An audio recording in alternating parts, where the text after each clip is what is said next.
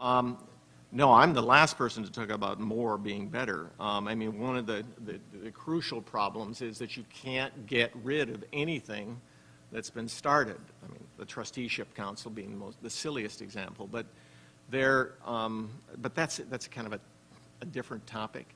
So I don't necessarily, I do think that in many areas of work, the UN needs far more people, certainly not all areas. But rearranging these folks is actually, I think, a slightly different talk, a different part of a different book, actually. Yes?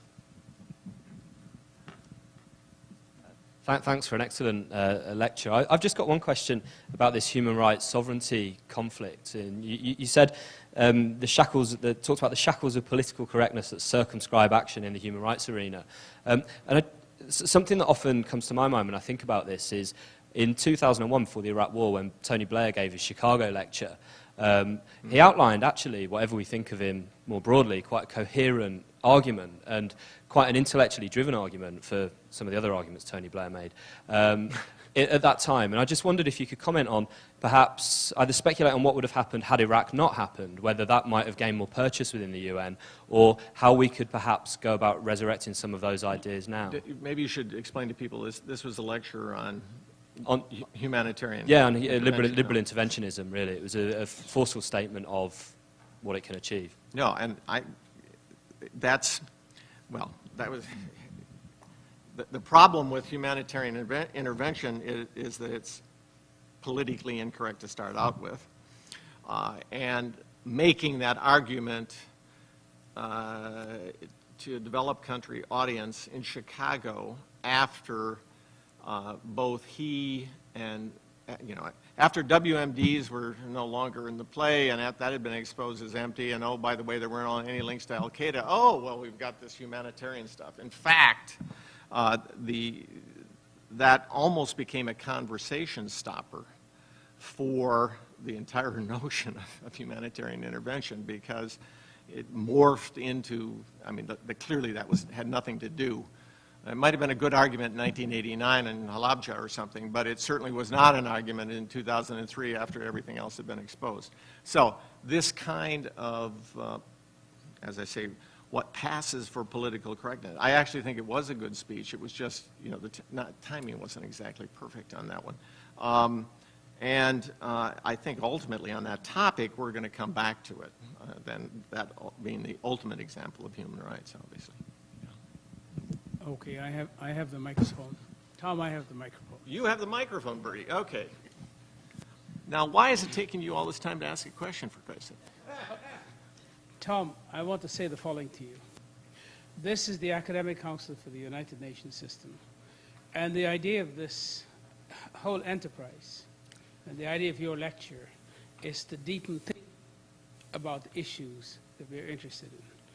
And in the spirit, I appreciate your lecture, but I want to say to you that 3 things should feature in the printed version of your lecture. And leadership, politics, and diplomacy. So let me start with politics first. International organizations are political institutions.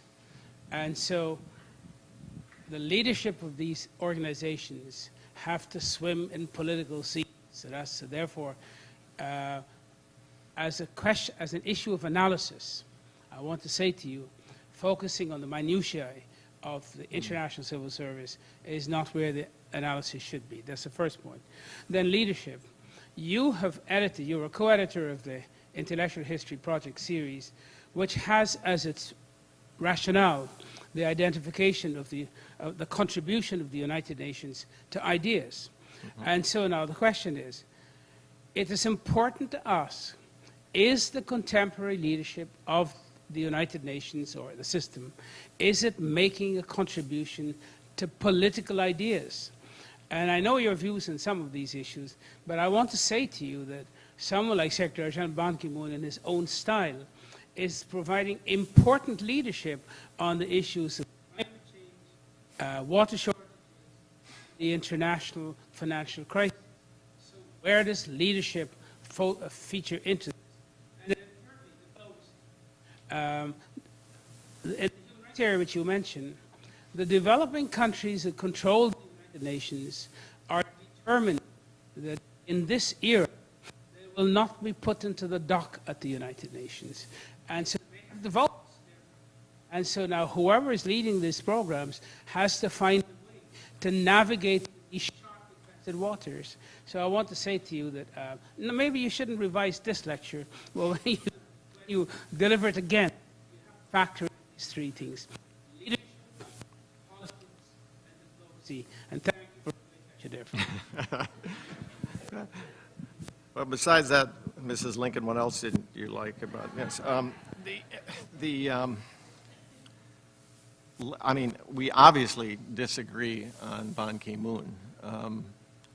I think he has been, in fact, I just ran a series of workshops with UN officials in New York, sponsored by the Ebert Stiftung, to figure out what they could come up with to say on the financial crisis, because clearly he's been totally absent. The UN has been out of the picture. In fact, the IMF was more or less out of the picture until recently, but the UN has been totally absent. So the fact that he would take a leadership role on anything, but certainly not financial stuff. Well, okay. No, but he hasn't. Well, anyway, okay. Okay, but I mean, you're going to have to persuade about 50 people who've been sitting through this all spring who are at the UN in New York that he's done something. Oh, well, okay. Okay. Well, if that's leadership, okay. I don't think so. On the notion of, obviously, swimming in political seas, it depends on how you swim. I think for the most part, we're treading water and getting farther away from the danger. I have always, I think the best anecdote, governments, you have to say no to them. I think if it's Secretary General and anybody else says no. One time on this issue, this is a relevant anecdote, so I'm going to diverge here for 40 seconds or maybe 45.